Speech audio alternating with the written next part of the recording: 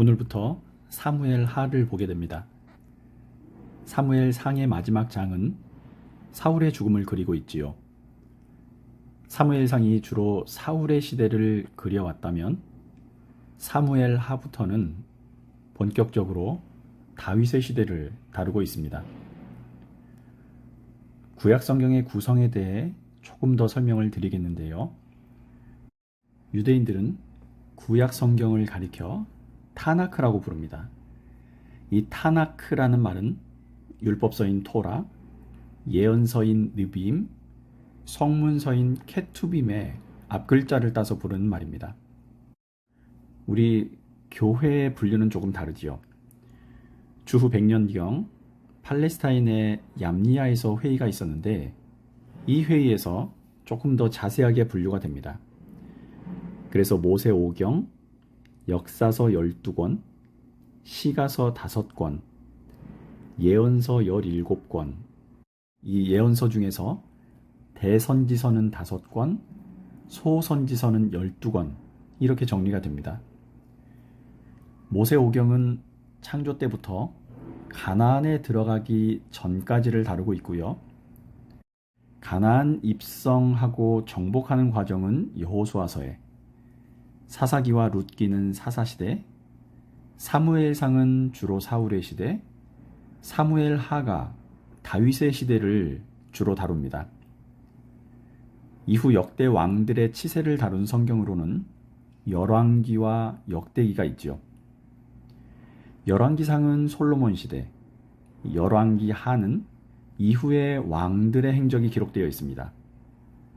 역대기도 솔로몬과 다윗을 중심으로 진행이 됩니다. 자, 그런데 열왕기와 역대기는 역사를 기술하는 데 조금 차이가 있습니다. 역대기는 바벨론 포로에서 70여 년 만에 돌아온 유대인들을 위해 기록한 책입니다. 이들이 고향으로 돌아오기는 했지만 여전히 완전 독립을 하지 못한 상태였기 때문에 이들을 하나로 묶기 위해서는 중심이 필요했습니다. 그것이 바로 제사, 성전, 건축이었던 거죠. 열왕기서는 순종과 불순종의 관점으로 기록되었습니다.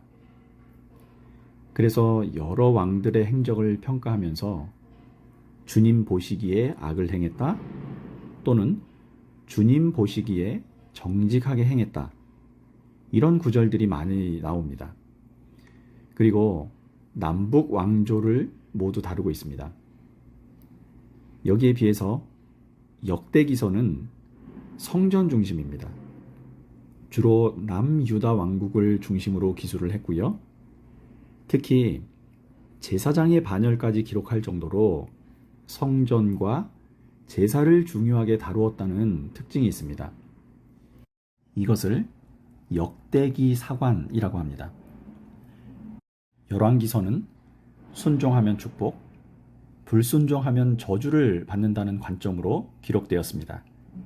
이를 신명기적 사관이라고 합니다. 지금까지 보셨던 여호수아, 사사기, 사무엘 상하, 열왕기 상하가 모두 이 신명기계의 역사서에 해당합니다. 역대기 상하나 에스라, 느헤미야 이런 책들이 역대기 역사서에 해당하고요. 자, 오늘부터 함께 나누실 사무엘 하도 신명기계 역사서입니다. 순종과 불순종 여부에 따라 축복과 저주로 나뉘게 된다는 관점으로 기록되었습니다. 이런 관점을 가지고 사무엘 하도 함께 공부해 가시면 좋겠습니다. 자, 이제 1장부터 살펴보겠습니다. 사무엘 하는 사울이 죽은 뒤에 이런 말로 시작합니다. 한 사람의 죽음은 그 공동체에 매우 큰 전환점이지요. 특히 한 가정의 가장일 경우에는 더 그렇습니다. 더구나 사울은 한 나라의 왕이었지요. 사울이 죽은 뒤에 라는 말은 그래서 더 큰 의미를 가집니다. 사울의 시대가 끝나고 이스라엘에 이제 본격적으로 다윗의 시대가 왔음을 알리는 표현이거든요. 본래 히브리 성경에는 사무엘서가 한 권으로 되어 있습니다. 그러나 이 구절, 사울이 죽은 뒤에 라는 구절을 기준으로 사울과 다윗의 시대가 완전히 나뉘기 때문에 이스라엘의 통치 방향도 완전히 바뀌는 지점입니다. 그래서 본래 한 권이었던 사무엘서를 사무엘상 하로 나누어도 크게 무리가 없었던 거죠. 다윗은 동족들과의 전쟁에 참여할 뻔했다가 돌아왔습니다. 그 사이 아말렉이 마을을 휩쓸어 지나갔죠.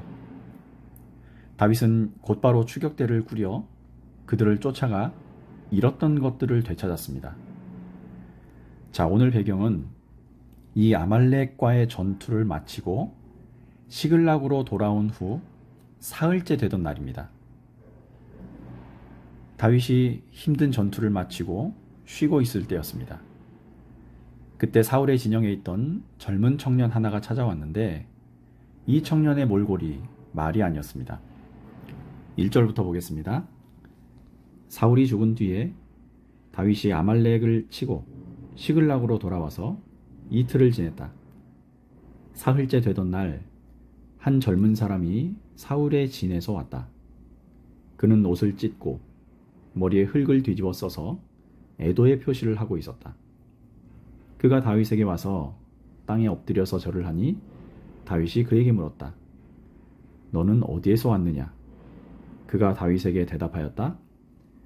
저는 이스라엘 진에서 가까스로 살아서 빠져나왔습니다. 다윗이 그에게 다시 물었다. 무슨 일이 일어났는지 어서 나에게 알려라. 그가 대답하였다. 우리의 군인들이 싸움터에서 달아나기도 하였고 또 그 군인들 가운데는 쓰러져 죽은 사람도 많습니다. 사울 임금님과 요나단 왕자께서도 전사하셨습니다. 사무엘상에는 유난히 사울의 불순종에 대한 이야기가 많이 나왔습니다. 다윗은 자신을 죽이려 하던 사울을 피해 다니기만 할 뿐 그에게 복수를 한다거나 누군가를 이간질시켜 왕위를 위협하는 이런 불의한 행위를 하지는 않았지요. 다윗은 사울의 증오를 받고 있었지만 항상 자신의 왕인 사울을 신실하게 대했습니다. 그를 해치려 하지 않았던 이유는 분명했지요. 사울이 하나님의 기름 부음을 받은 왕이었기 때문입니다. 사울의 행실이 문제가 아니라 여호와께 기름 부음 받았기 때문에 사울을 아예 적으로 여기지는 않았던 겁니다. 하나님이 세우신 것을 자신의 손으로 무너뜨릴 수 없다고 생각한 것이고요. 이것이 다윗이 가진 신실함의 근본이었습니다. 하나님의 결정을 가장 중요하게 여긴 겁니다. 그래서 사울이 죽었다는 말은 이제 공적으로는 불순종의 시대가 지나갔다. 하나님을 신뢰하지 않고 힘을 숭배하던 시대가 끝났음을 뜻하는 겁니다. 이 소식이 다윗 개인적으로도 매우 좋은 소식이었을 겁니다. 아직도 사울을 피해 블레셋 땅에 머무르고 있었지만 이제는 고향으로 돌아갈 수 있게 되었기 때문이지요. 그런데 다윗의 반응을 한번 보십시오. 자신의 적이 완전히 사라졌다는 기쁜 소식을 가져온 이 아말렉 청년에게 사울의 죽음에 관한 자초지정을 듣고 나더니 매우 슬퍼합니다. 이때의 상황을 다시 한번 확인해 보십시오. 9절에서 12절입니다. 사울 임금님이 저더러 어서 나를 죽여다오. 아직 목숨이 붙어 있기는 하나 괴로워서 견딜 수가 없다 하고 말씀하셨습니다. 제가 보기에도 일어나서 사실 것 같지 않아서 다가가서 명령하신 대로 하였습니다. 그런 다음에 저는 머리에 쓰고 계신 왕관을 벗기고 팔에 끼고 계신 팔찌를 빼어서 이렇게 가져왔습니다. 그러자 다윗이 슬픔을 억누르지 못하여 자기의 옷을 잡아 찢었고 그와 같이 있던 사람들도 모두 그렇게 하였다. 그리고 그들은 사울과 그의 아들 요나단과 주님의 백성 이스라엘 가문이 칼에 맞아 쓰러진 것을 슬퍼하면서 해가 질 때까지 울며 금식하였다. 이 아말렉 청년은 아마도 다윗의 적인 사울이 죽었다는 소식을 전해주면 그만한 보상이 있을 것이라 생각했던 것 같습니다. 그러나 다윗의 반응은 청년이 생각했던 것과는 전혀 달랐습니다. 다윗은 감히 겁도 없이 하나님께서 택하신 자를 죽였느냐며 오히려 그를 처형해 버리고 맙니다. 14절과 15절입니다. 다윗이 그에게 호통을 쳤다. 내가 어떻게 감히 겁도 없이 손을 들어서 주님께서 기름을 부어서 세우신 분을 살해하였느냐. 그리고 다윗이 부하 가운데서 한 사람을 불러서 가까이 가서 그를 쳐 죽여라 하고 명령하였다. 명령을 받은 그 사람이 그를 칼로 치니 그가 죽었다. 다윗이 이 아말렉 청년을 죽인 것은 어쩌면 지나친 결정이었을지 모릅니다. 그러나 사무엘상 31장에 기록된 사울의 죽음 장면을 보면 이 청년이 말한 것과는 차이가 있다는 걸 알 수 있습니다. 거기에는 사울이 전투 중에 적의 화살에 맞았고 이미 회생의 가능성이 없다는 걸 알고 곁에 있던 부하에게 죽여달라고 청했습니다. 그 부하가 주저하고 있으니까 사울이 자신의 칼을 뽑아 그 위에 엎드려 자살을 했다고 나오지요. 곁에 있던 부하도 함께 목숨을 끊었습니다. 그런데 이 아말렉 청년의 말은 자신이 직접 사울을 죽였다고 말하고 있는 겁니다. 사실이 아닌 이야기를 이렇게 다윗에게 찾아와 했던 이유는 쉽게 짐작할 수 있겠죠. 그만한 보상을 원했기 때문입니다. 그러나 그는 뜻을 이루지 못했지요. 이 청년이 아말렉 출신이라는 것도 주목해 볼 만합니다. 자, 이 아말렉에 관해 조금만 더 설명을 드리겠습니다. 아말렉은 출애굽 당시 이스라엘 진영에서 가장 뒤처졌던, 가장 연약한 사람들을 쳤던 민족입니다. 그래서 하나님은 끝까지 아말렉을 진멸하겠다고 약속하시지요. 훗날 구약에 아말렉 사람이 하나 더 등장하는데 에스더서의 하만입니다. 이 하만도 아말렉 사람의 후손입니다. 성경에 이 아말렉 사람이라는 표현은요, 이 땅에 하나님의 질서가 심어지는 것을 방해하는 세력을 상징하기도 합니다. 그런데 아말렉 청년이 사울의 진영에 있었다? 이 말은 그만큼 사울이 하나님의 뜻과는 상관없는 질서를 받아들였고 그런 정치를 해왔다는 것을 의미하기도 합니다. 그래서 오늘 다윗이 아말렉 청년을 처형했다는 것은 사울이 타협했던 세상의 가치를 물리쳤다. 또는 다윗이 그런 이방의 영향력과 가치관으로부터 공동체를 지켜냈다라는 뜻이 내포되어 있기도 합니다. 이 아말렉 청년을 처형한 뒤에 다윗은 사울과 요나단의 죽음을 슬퍼하며 애가를 지어 부릅니다. 그것을 사람들은 활노래라고 불렀습니다. 17절과 18절입니다. 다윗이 사울과 그의 아들 요나단의 죽음을 슬퍼하여 조가를 지어서 부르고 그것을 활노래라 하여 유다 사람들에게 가르치라고 명령하였다. 야살의 책에 기록되어 있는 그 조가는 다음과 같다. 이후 19절부터는 이 시의 내용이 나옵니다. 이 시는 야살의 책에 기록되었다고 나오는데 야살의 책이란 이름은 성경 여러 곳에서 찾아볼 수 있습니다.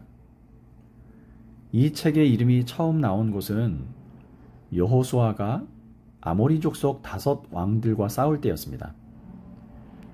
여호수아 10장 12절과 13절에서 확인해 보겠습니다.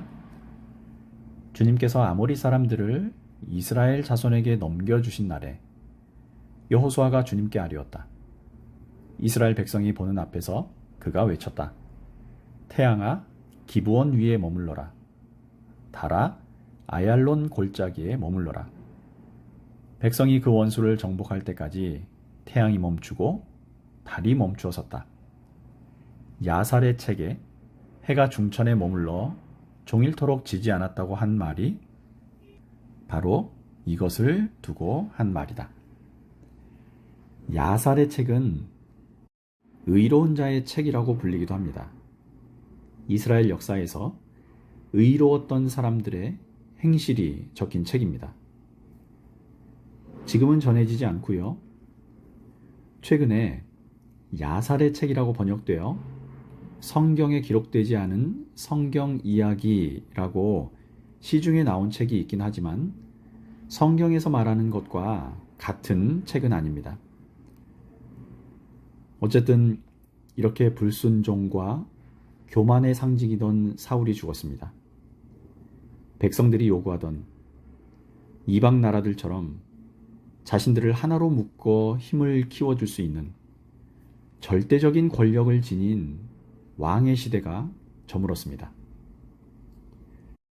사울의 이런 수치스럽고 허무한 죽음은 하나님께서 그 나라를 이끌어 가시는 방식, 그분이 원하시는 나라의 질서가 어때야 하는지를 보여주는 상징입니다. 그곳은 강력한 리더십을 갖춘 사람도 남들보다 머리 높이 하나가 더 클 만큼 기골이 장대하거나 힘이 센 사람도 아니라 오직 하나님의 뜻을 기준으로 삼는, 무엇보다 적이라고 할지라도 변함없는 신실함을 갖춘 리더가 필요하다는 뜻입니다. 자, 한번 생각해 보십시오. 다윗이라고 해서 어떻게 이런 신실함을 포기하고 싶지 않았겠습니까? 직접 사울을 제거할 기회도 있었고요. 자기 손에 피를 묻히지 않고 부활을 시켜 없앨 수도 있었습니다.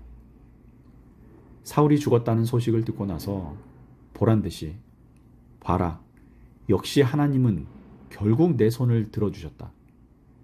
여호와께서 사울을 버리고 결국 나를 택하셨으니 이제 나를 통해 모든 일을 이루실 것이다. 함께 기뻐하며 고향으로 돌아가자. 이렇게 외치고 싶지 않았겠습니까? 그러나 다윗은 그렇게 쉽게 왕위에 오를 수 있는 길을 택하지 않았습니다. 오늘 본문에서는 그동안 원수 같았던 사울이 망하거나 죽는 것조차 기뻐하지 않았습니다. 다윗이 그의 생명 같았던 친구 요나단의 죽음을 애도하는 것은 충분히 이해할 수 있는 태도지요. 그러나 우리는 다윗이 자신을 죽이려고 했던 사울에게까지 똑같은 애도를 표했다는 것에 주목해야만 합니다. 사울은 이미 하나님께 버림을 받은 왕이었습니다. 다윗이 이것을 몰랐을 리가 없지요. 자기를 위협하던 최대의 적이 사라졌지만 그는 기뻐하지 않았습니다. 오히려 사울과 요나단을 위해 슬퍼합니다. 원수였던 사울, 친구였던 요나단까지 다윗의 이 애통과 눈물 속에 하나가 된 겁니다. 자, 다윗의 위대함이 어쩌면 그의 애가에 숨겨져 있었는지도 모릅니다. 무슨 말씀이냐면 원수와 친구의 고통을 보며 슬퍼하는 것이야말로 신앙인이 가져야 할 자세, 신앙인이 지켜야 할 예절이라는 겁니다. 오늘 함께 나누신 다윗의 애가는 원수까지라도 사랑하라고 가르쳐 주신 예수님의 교훈을 미리 보여주는 노래, 이렇게 표현해 드릴 수 있겠습니다. 우리의 기도 속에 이런 마음이 녹아 있기를 바랍니다. 원수와 친구까지도 품고 그들의 아픔까지도 공감하며 애통해야 하는 사랑의 성품을 품고 사시기를 바랍니다. 그래서 하나님의 뜻과 성품을 그대로 닮아가는 좋은 성도가 되시기를 주님 이름으로 축원합니다.